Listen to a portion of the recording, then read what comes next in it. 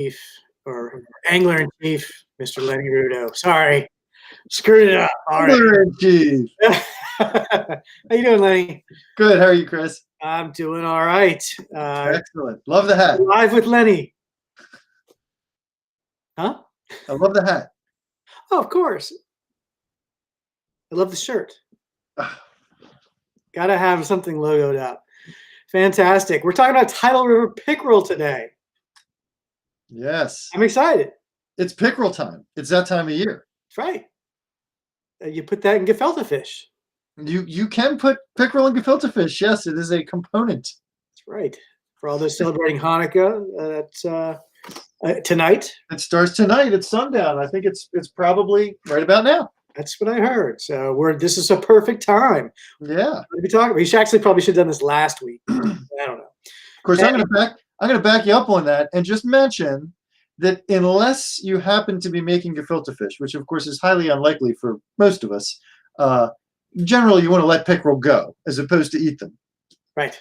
Yes. They get a lot of bones. They have tons of bones. Yes, they're very difficult to clean, and there's some methods you can use to make it happen, but most folks just let them go. Okay.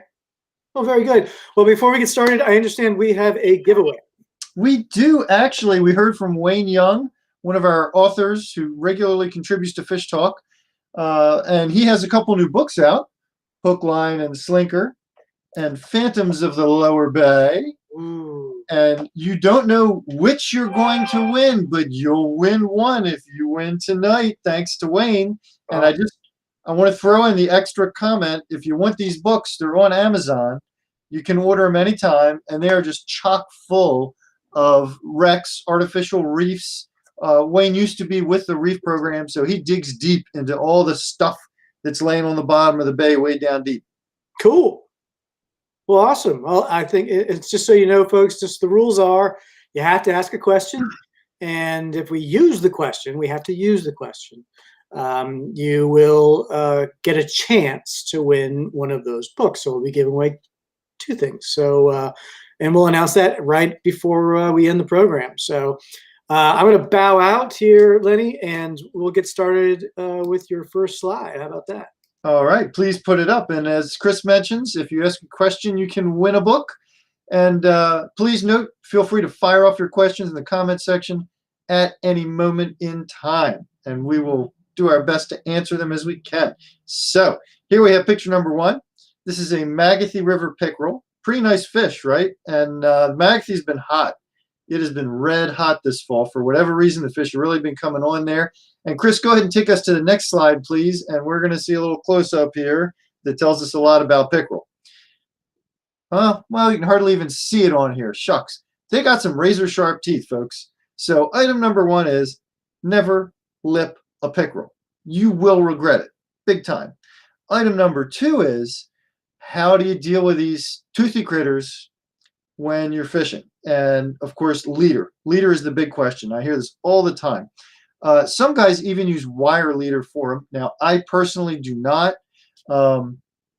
If I'm fishing a static bait, like a minnow under a bobber, I generally find that you want to go with a 12-pound fluoro. Whoop, there we go. Something like this, 12-pound fluoro. That's about as heavy as I like it to be when a bait is static. You'll still get some bite-offs. You absolutely will, particularly if you let the fish take it too long. My kind of rule of thumb is I let the bobber go under, and when it's been under for maybe 2 seconds, I set the hook. Let it go much longer than that, you're likely to get bit off. If you try and use 8-pound test for leader, you're likely to get bit off much of the time. When I'm trolling, I up the ante a little bit. I go to 20-pound. I don't think the diameter is quite as imperative when you're trolling. It doesn't have to be quite as invisible, you know, because the lure's constantly moving along. It's not like a minnow just sitting there hanging where the fish has time to really eyeball it. So I'll up the leader a little bit. And truth be told, I don't care what kind of leader you use. At some point, if you have a pickerel swallow your lure or bait beyond those teeth, it's going to cut you off. I mean, you could have 30-pound test on there, and if it's a long fight, it's just going to chop through. It's the way it is with pickerel. All right, Chris, take us on to the next slide, please. Okay, so we can't really make that any bigger, can we? Well, you can see if you look right below the rod tip. Yeah, it doesn't get any bigger with that vertical orientation. You can see at the top though. You can see there's a bobber hanging off the line, and if you look real closely at the tip of the fish, you might see it's got a shad dart sticking out of its mouth. That was a really lucky catch because with a shad dart, it's very likely the fish is going to inhale it all the way in and cut you off. But it happened, okay? But what I really want to point out is about the bobber here. I'm really particular about my bobbers. This is kind of like, it's a little bit crazy, people, okay? But like that round bobber hanging on that line, I do not like to use that for pickerel. Here's what I like. I like a quill shape with a fat middle, okay? And here's the deal. Here's why. This right here will hold up a heavier, larger jig, right? It's a pretty good sized marabou jig. That gives a nice big profile, so it's going to attract big fish, right? Wintertime, fish want a big meal. They really don't want to mess around with the little stuff. So I like to use the big jig with a bobber like this. This will hold it up no problem. But because it's got that teardrop shape, when a fish hits and pulls, it doesn't have a ton of resistance going down through the water like a larger round bobber. A round bobber large enough to hold up this guy is going to have a lot of resistance when the fish pulls. This offers a lot less, so hopefully the fish doesn't notice. So that's my pick on the bobber thing right there. I do want to mention a lot of the places you'll fish for pickerel in your tidal rivers, you'll also encounter yellow perch and crappie. Jig like this, you'll still catch yellow perch. You will not catch many crappie. If you do, it's going to be a really big crappie. But crappie generally like a smaller bait. So if you want to get a mixed bag, you probably don't want to use a jig quite this large. And I'm tipping this generally with the biggest bull minnow I can find, right? I like that minnow hanging out round about there. Big meal for the big fish. Again, a yellow perch will hit it. The crappie, not likely. All right, Chris, go on and take us to the next slide, would you? So sometimes the pickerel hit the minnow, sometimes they don't. When they don't, I find a roadrunner is a killer. Really, really, really good lure. You can fish it a couple ways. The first is, as you see on the, it's to my right, you people watching, I hope it's the same way. To my right, you see one with a twister tail and one that's bare. You can fish it with a plastic. You can fish it with a tube behind it. That's fine too, or a paddle tail. Little white paddle tails do real well sometimes. Or you can get the kind that has the marabou and then lip hook a bull minnow behind it. That's very effective. And there are times when, for whatever reason, the pickerel they just won't hit the bare minnow, but you pull one of these in front of them and they'll snap on it. So that's a really good lure to keep on hand when you're going pickerel fishing. One thing about a lot of the tidal rivers, they can get kind of murky, right? You know, if you have a lot of snow melt off or a lot of rain. And I think that I'm guessing here, people. I have no scientific evidence to back this up, but I really do think that blade swinging around, the vibration it sends out, just gives a little added attraction when the visibility might not be so great. All right, Chris, take us to the next one, would you? All right, so here, it's hard to see, but in the upper right-hand corner of the fish's mouth, he's got a tube jig in there. I generally find a 2-inch red and white tube jig, which I love to fish for crappie, which, again, I'm hitting a lot of times in these tidal rivers. That's probably my very favorite crappie bait, and you'll find that pickerel love it. They hit it a lot. But I put this slide in here particularly to show you. This fish actually took a swing and a miss, and the hook is outside of his jaws. 4 times out of 5, when a pickerel takes a swipe at a little tube jig like that, it gets it all the way in its mouth, and it just cuts you right off. Usually, it's like, I got hooked. Oh, there's nothing on there. No jig, no nothing. Like, it's just all gone. So I do not recommend the 2-inch tube jig that you would use for crappie when you're looking for the pickerel. All right, Chris, take us on to the next one, please. Meps. Meps is a classic pickerel bait. Again, when you've got the murky conditions, a little harder to see, that swinging blade puts out some vibrations. I think that is why these prove so effective sometimes, particularly when the water is a little murked up. I do want to say that the Meps have the treble hooks, and a lot of times you can't even change them. These baits are one piece. I'm not a big fan of using trebles when pickerel are around. And a big part of that is, again, I'm not eating them, and trebles really tend to mess up a fish. And if it gets it down there at all, it can be really hard to get out without really injuring or potentially killing the fish. So one thing you can do is you can take a pair of wire cutters. You can go down to the curve of the hooks and just clip 2 of them off. Just clip 2 off, leave 1 there. You know, will you miss a strike or 2? Yeah, you probably will. You probably will as a result of that. But you'll be doing a lot of good for the fish. At the very least, clip off 1 so you only have 2 hooks. When you have 3 like that, it's actually possible sometimes, I'm sure some of you have seen this on rare occasions, where the fish's jaw comes down and the top jaw gets a hook and the bottom jaw gets a hook, and you can't even open its mouth to get the hook out. And that's like the worst. You're never going to, like, that fish is going to die. You can't even get it out without killing it. You got to try and go in through the gills, which is, ugh. You know, would you like someone reaching around and grabbing at your lungs? I don't think so. So, you know, I hope you'll clip the barbs off of those guys.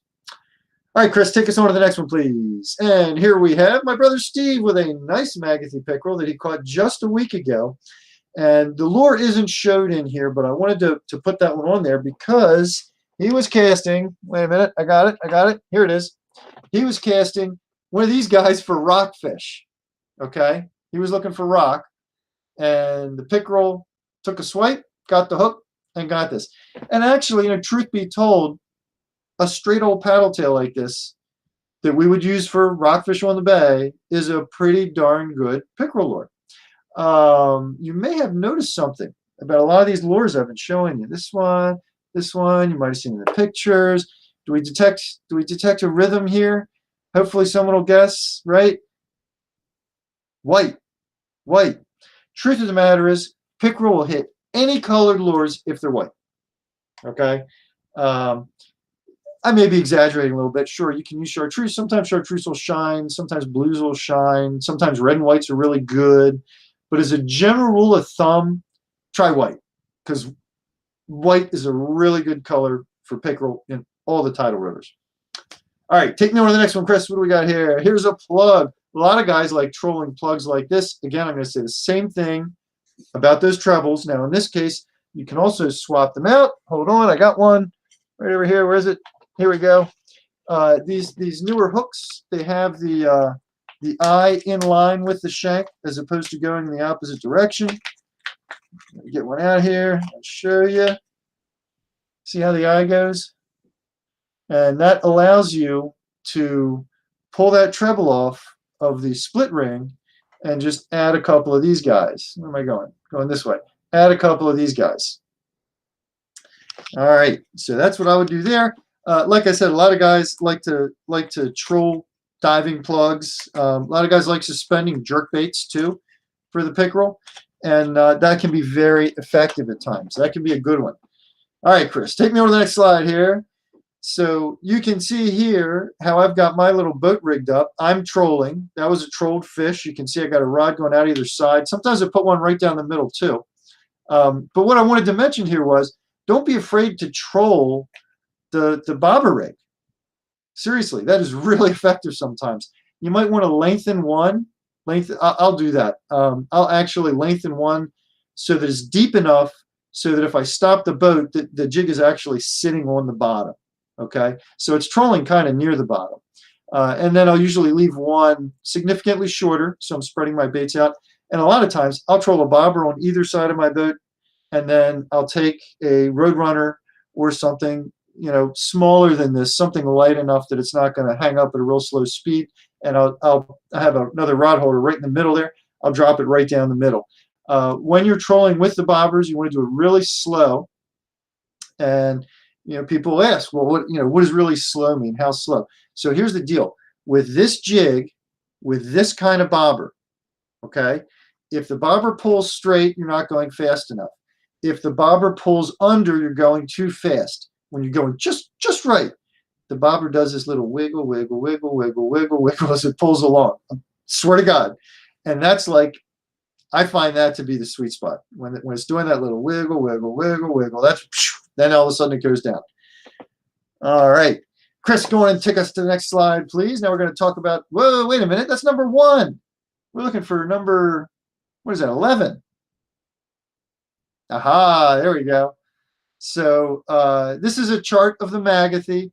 I marked a couple coves on here, not because they're the coves that you got to go fish to where all the fish are, not at all. Simply because what I wanted to point out was in a Western Shore tidal tributary, you got to keep in your mind here, the Western Shore tribs are very different from a lot of the Eastern Shore tribs, right?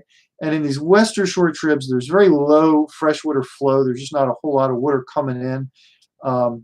But if you look at a chart, any little creek or cove, particularly that has a little stream going in, you see just a little stream trickling into it is fine. That's the kind of place you want to look for the pickerel, more so than in the main body of the river. You really want to go up these coves, work your shorelines, work your piers. Piers can be really good. Work your points. If you can find any grass beds, that's great. I'm not sure you're going to, really find any in the Magathy right now, but if you can, that's great.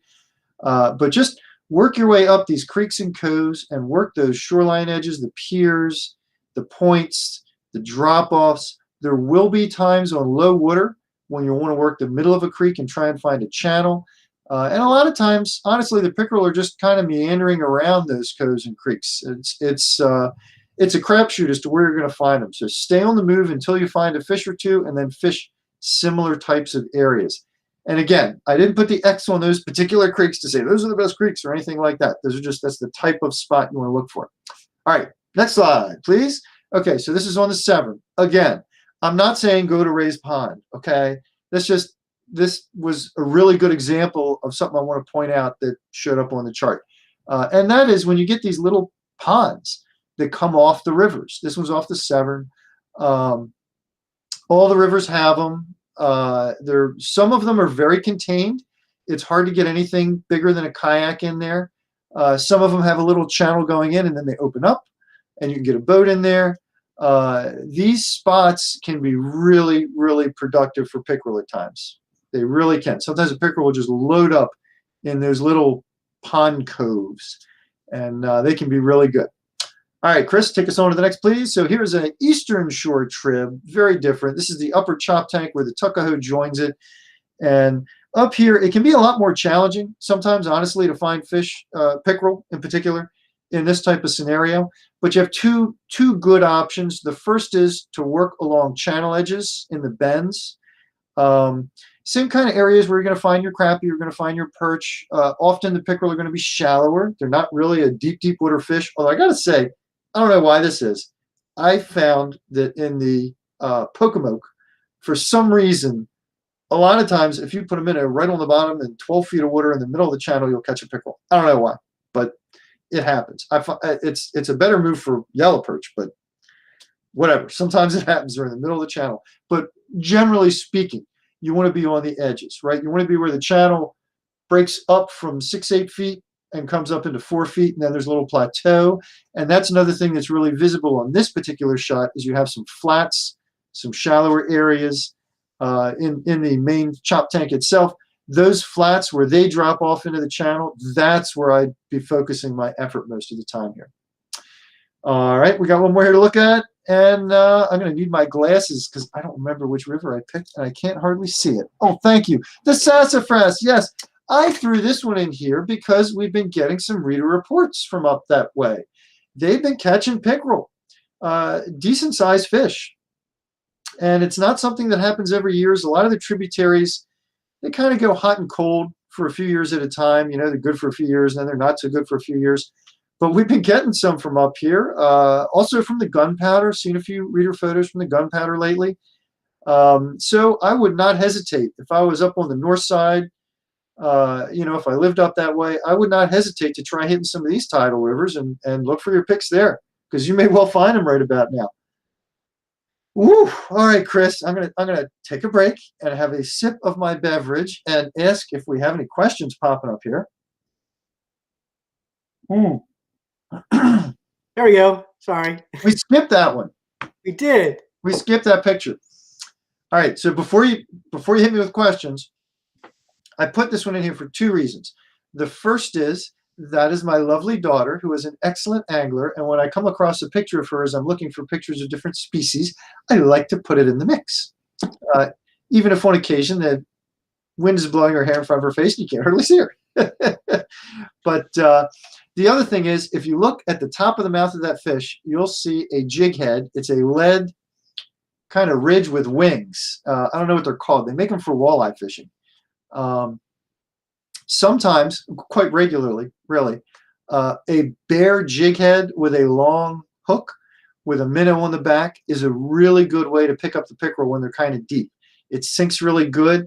It doesn't, this has some resistance as it falls through the water. Sometimes it can get a little harder to feel bottom with something like this.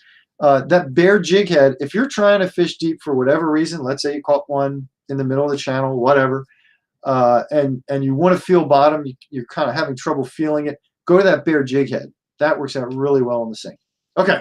All right. So I'm going to show the first question, but you can't answer it, okay? You got to wait.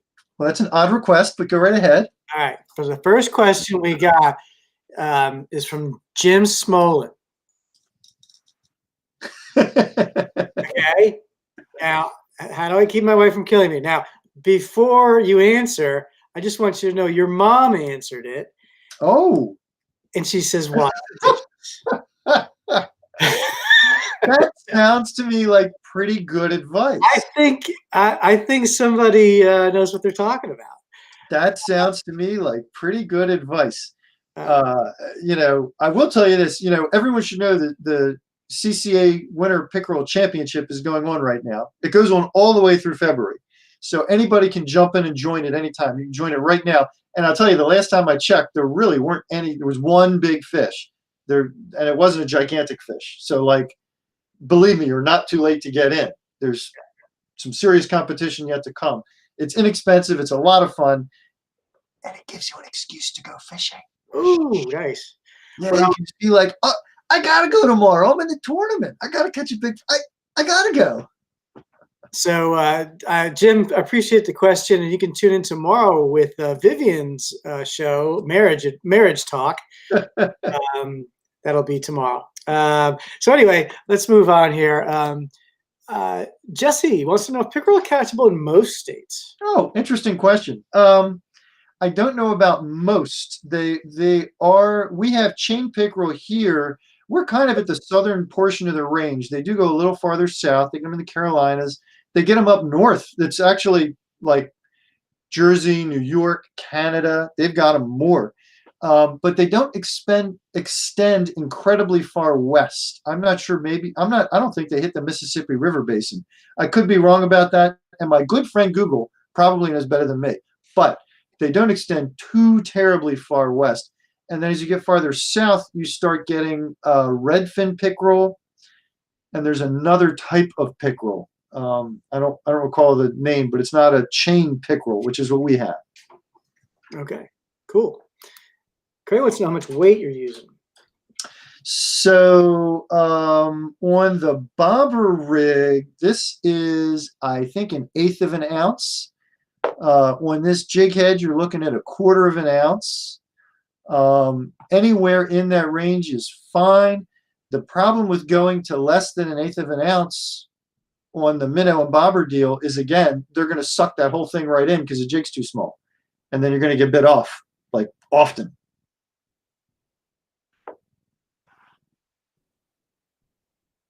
Do you have to use circular hooks when using live bait? No, you do not. You're not fishing for rockfish. There are rockfish in some of these areas. You will occasionally encounter one, but you're not fishing for them. You're fishing for pickerel here. So you do not have to use circle hooks. And I do not use circle hooks with something like this. I have never tried a bare circle hook with a minnow for pickerel. And you know what, David? You have a really good idea here, because if it were to work and get the fish in the corner of the jaw, you wouldn't have to worry so much about the leader getting bit off, right? So that's a very interesting thought. I've never tried it. I do sometimes do a straight size 1 hook with the minnow. I have found occasions where, for whatever reason, the fish want it with no jig attached. They just want the straight up minnow. But a circle hook. That's an interesting thought. I might have to try that. All right. So Desmond, now Desmond, really his question was, are contaminants getting worse in the bay because he received this email? Well, I don't know who you received the email from. I don't know what their motivation was. I do know that there are warnings on pretty much every body of water in Maryland, including the drinking sources for the cities of Baltimore. Like if you go to Liberty Lock, Raven, Pretty Boy, there are certain warnings on the fish in those waters, and that's the water that everybody in Baltimore is drinking. Some government types may be a little overzealous sometimes about the warnings. Some are certainly justified. There are a lot of warnings on, say, the catfish in the Potomac that I'm sure are justified. But if you look at all these warnings, the vast majority of them are like, don't eat more than one meal per week of X ounces of X fish from X location. They have pretty specific details outlining volume of fish you should eat. And I guess common sense might tell us that, no matter where you live and no matter what you eat, that's generally probably true, right? If you ate nothing but, I don't know, squirrel from the woods out back every day, that might not be the best for you, right? Okay. Now, Robert is asking about how fast you be trolling. And isn't the answer until it goes wiggle, wiggle, wiggle? That's exactly the answer. I don't know. I don't have a GPS on my little boat. I have a little fish finder, but I don't have a GPS on it. And I could pull it up on my phone and watch, I guess, although I don't know how accurate it'll be. I'm going slow enough that it's not, I don't think it's walking speed. It might be like a really slow walk, might be more like a saunter, right? But I've never looked with GPS, so I can't say exactly. I can tell you, wiggle, wiggle, wiggle, that's the speed. If I had to take my best guess, most of us walk at around 3 miles an hour, I think, as a normal walking pace. So figure someone walking slowly is 2 miles an hour. I'm going to guess it's probably like a mile an hour, maybe a little more, maybe a little less, right around there. Cool. There you go. What's Barry asking? Yeah, so Barry, they will during the winter months, which is when I target them, right? Because we don't have a whole lot going on the bay, and they love biting through the winter. All these tidal river pickerel, they will just chomp until the water ices over, and then if you cut a hole in it and drop something down, you can still catch pickerel. They don't mind the cold. And that's not really topwater time. And I can't tell you that I've tried it a heck of a lot. I've thrown topwater once or twice, more often actually when I've been in mill ponds and there's been a really good bass bite. It's like, ooh, let's have fun with this. I haven't done that in a while, but in years past I have. I'm not sure I've ever personally caught one on topwater. But if you read about them and look into them, you will see guys talking about in the summer months, in the warmer months of the year, throwing topwater for them. All right. That works. So another question from Jim, and I think to say that I can answer this. Yes, fish do exist there. But do pickerel? Yes. And that I don't know the answer to. Oh. I don't. I would, I don't think that gets a whole lot of pickerel attention because there's like zero access. Access on the Magathy is hard enough. There's not much good access on the Magathy. And the little Magathy, even less. Now, that said, I don't think there's really any freshwater flow going into the little Magathy, is there? I don't believe so. I wouldn't expect it really to provide tremendous action.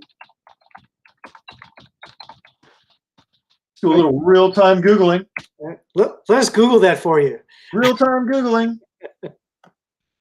So there are a couple little drips going in. It's possible. It's not impossible. But it certainly doesn't look like, what I would call prime. The creeks, looks like the creeks all the way up and on the left. I guess it would be the south side, seem to get a little bit of flow. Looks like it's all on the south side, really. So there's south side creeks. I mean, if I were in there, that's where I would go try. I don't know. Never tried it. All right. Jay wants to know, how big did pickerel get? So state record is, I believe, 8.6 pounds, might be 9 pounds, right in that zone. They generally get up towards 10 pounds, but not quite there, at least where we live, in Maryland. A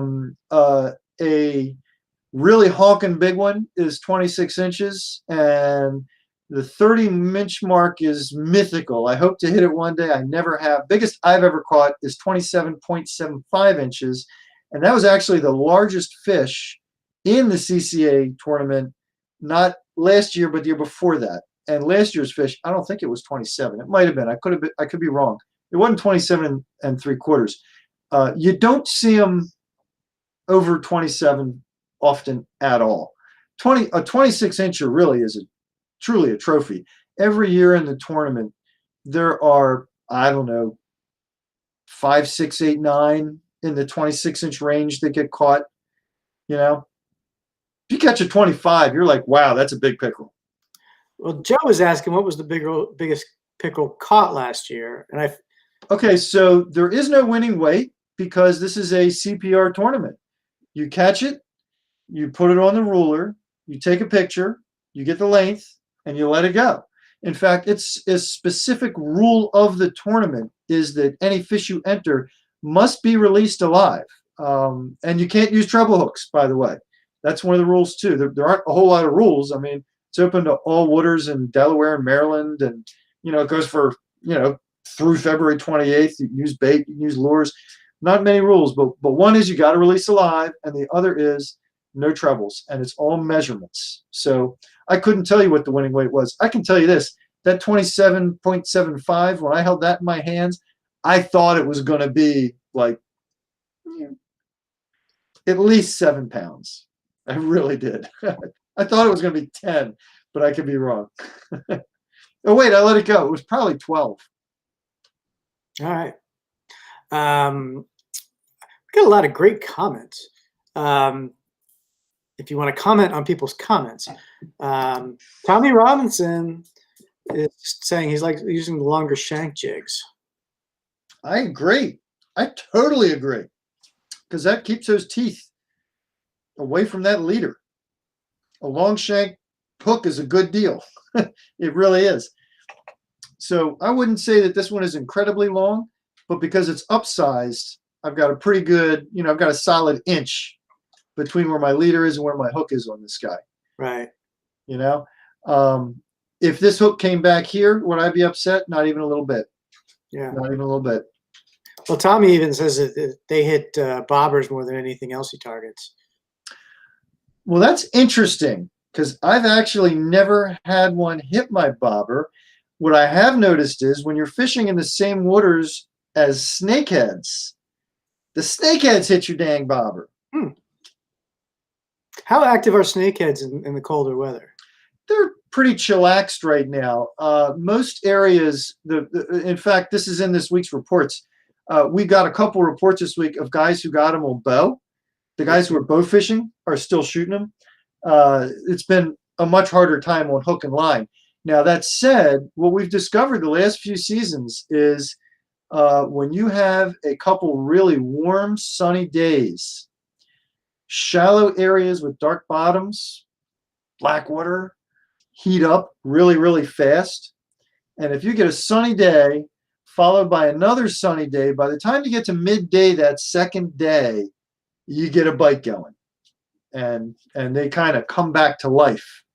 And as long as it keeps being warm and sunny, that'll continue. Obviously, we had a really mild winter last year, and who was I forget who I was talking to. I was talking to somebody who is a dedicated snakehead angler who goes to Blackwater all the time, And he said he caught them every month of the year last year, and most of the time he went.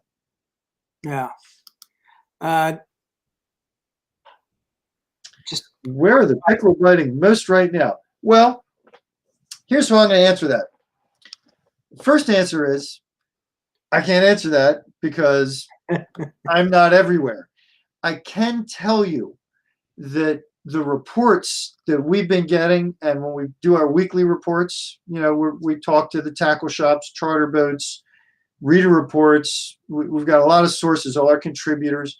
The Magathy has truly been a standout this fall. Like it really has. The Severn's been good, but the Magathy it's been a big time standout. Now, that said, one of our contributors, Eric Packard, was over there this week.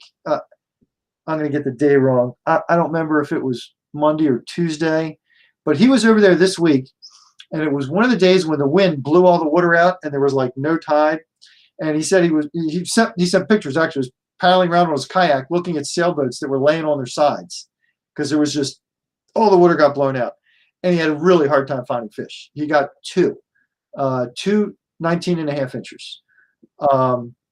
So it's not a sure thing. But when the water, when the water's right, it has truly been a standout. It really has. Stephanie's got an interesting question. Is there an official ruler? Oh, for the CCA tournament, they don't have a specific ruler, but they do put some requirement on it. Like it might have to have the edge, or it might have to lay flat. I would say go to ccamd.org,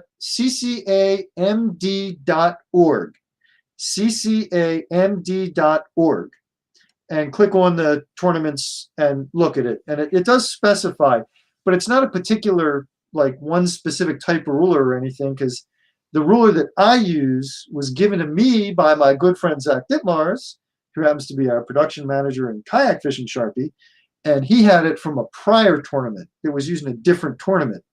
And it's got a little notch in the front, so you can push the fish up till its nose touches the notch. And then when you take the picture, it's like a guarantee, okay, the fish is exactly X length. Doesn't allow for any question about, did I slide it 1/8 of an inch forward, or, to get an extra 1/8 of an inch. I will say this, Stephanie, if you join this tournament, whatever ruler you put it on, make sure you pinch the tail. Make sure you pinch the tail. You gain like 1/8 to 1/4 of an inch on a big pickerel by pinching that tail. And I'll never forgive myself when at 27.75, I couldn't pinch the tail because I was alone in the boat and the fish wouldn't quit going berserk. So I had to hold it down with one hand and hold the camera up with the other and take the picture like that. And I never got to pinch that tail. You lose some length if you don't pinch the tail. And if you look at the comments, our good friend Zach Dittmars is actually commenting on the ruler question. Aha. Yes. Standard ruler, inches only. Okay, there you go. Well, thank God for that, because if this was done in millimeters, I'm telling you right now, I wouldn't be in the tournament. No, sir. We got a question about how they taste. Now, we were talking about this before we went live. Oh, so here's the deal. Pickerel, the meat of the pickerel is actually quite sweet. And when I was younger and much more ambitious, if I caught a big one, I would take the time to cut the chunks of meat out around the bones. It's labor intensive. You end up getting chunks of meat like the size of your pinky because there's so many bones in there. And pickerel also happens to be one of the fish that you can mix in to make gefilte fish, which I tried to do one time because I'd never done it. And I was like, I'm going to do it. So I took all my pickerel and I ran it through a food processor to chop the bones up into little itty bitty bits. And I can tell you, don't try that. Won't work. You will end up making your fish cakes and you'll take a bite and be like, ow, what was that? Just doesn't cut it. So I honestly, I don't know what they do. I don't know how they grind it up fine enough, but a food processor doesn't do it. It looks like it's good. It looks like you chopped all those little bones up. They got so many bones. They're just riddled with bones. I have heard that there is some super secret technique that you can use to fillet a pickerel and pull out all the bones. I don't know what it is. If anybody knows, please chime into the comments. Let us know. But I just let them go because it's just such a hassle to get the meat off of them. All right. Well, we've kind of run through our questions, Lenny. Woo! All right. Yeah, it was a lot, though. I mean, Anyway. Oh, and just because I think it's worth mentioning, this is the first time we have actually been streaming not only on Facebook but also on YouTube. Ooh. And I want to thank those folks that are joining us. We've had a few questions from people from YouTube. No kidding. Yeah. Cool. So Chris, you pulled off the tech magic. Kind of. Congratulations. And I'm just gonna post this one because it's coming from YouTube and we just mentioned it, but it's very long. So it says, Lenny, how did you catch them in Magathie River about 5 years ago? Then they seem to hit better in the Severn. Oh no! That's very funny. Yeah. So I say that's very funny because Thrill Seeker Adventures, if you're ever in Florida, look him up and go fishing with him. He used to be up here in Maryland, and we used to go fishing a lot. So absolutely true. The Magathie was great for a while, and then it just declined. The last few years, it has not been great. This year, it's on the upswing. The Severn River actually is exactly the same way. You'll have some years where it's really good and some years where it's really not. The South River never has been quite as good, but it's the same thing.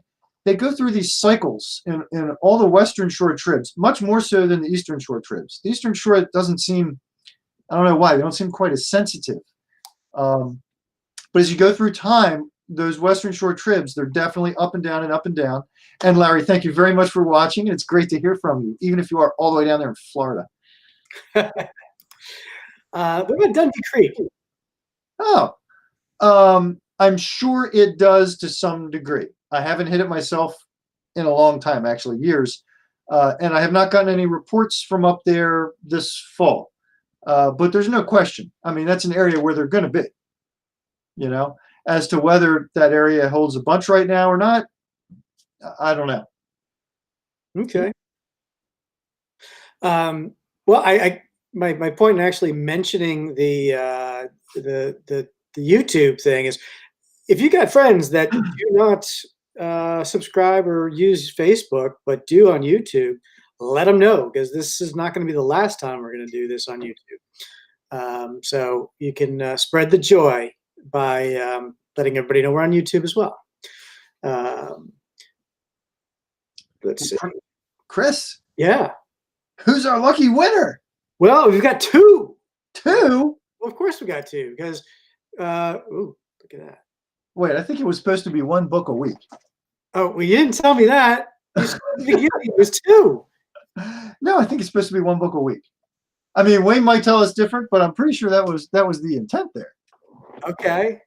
You showed two. I think everybody's expecting two. Well, because there are two new books. Look, he wrote two new books. He said it to me. These are mine. These are not the winnings. These are my personal copies. Look, signed by the author. Yeah, these are mine. I'm not parting with these. All right. They don't say to Lenny Ruda. Just saying. I guess got a comment. Well, I've got, pick a number between 1 and 2. Oh man. I'm going to pick 1 because it's shaped more like a bobber. Oh, good call. So Jesse Hafer, Haffer. Jesse's question was way in the beginning, actually. Let's see. I think it might even be our first question. Are pickerel catchable in most states? Jesse, you're the proud winner of 1 of 2 books. I don't know which one. So Jesse, just send us a PM on Facebook, right? To Fish Talk. Yep. And we'll get your address and we'll get a book out to you in the mail. Yeah. Not one of those 2. Not those. Those are mine. Well, not autograph. Those are mine. I bet you can finagle an autograph copy. I'm pretty sure Wayne will autograph for us. Yes. But yes, Jesse, please send us your info and we'll get those out to you ASAP. Yeah, that's all we got. What do you think? I want to thank everybody for joining us. Yeah. I love pickerel fishing. It's a really fun way to get out in the winter, and you can have a lot of really good action in the winter. It can be a lot of fun. And I want to, one more time, I'm just going to encourage everybody, join the CCA tournament because it's going for a good cause. Your money is going to CCA Maryland. And by the way, you get membership to CCA as part of the deal when you join the tournament. It's still cheap. I think it's like, I won't say the wrong thing, but it's like one price if you're a member and one price if you're not. But it's not much. It's really cheap. It's super cheap. And there's very cool prizes. And there are a lot of prizes too. There's a prize for biggest perch, prize for biggest crappie, prize for biggest stringer of pickerel, prize for the single biggest pickerel. There's a lot of ways to win. Your money's going to a great cause. And on top of that, if your wife wonders why you're going fishing every day, you have an excuse. That's right. Jim, I'm in the tournament. I gotta go. Jim, take notes. The wife won't get mad at you because you'll be gone. You'll be out of the house. So you won't have to do dishes. Come on. That's right. Anyway, well, fantastic. Well, thanks everybody for joining. We'll have another Live with Lenny in January, second Thursday in January. Yep. I don't think we have a topic picked out. Nope. No. We'll see what's happening in January. We might be talking ice fishing. I don't know. Ooh, that would be cool. That would be cool. I'd dig that. So anyway, sorry, I'm totally distracted by this. You hit the wrong button.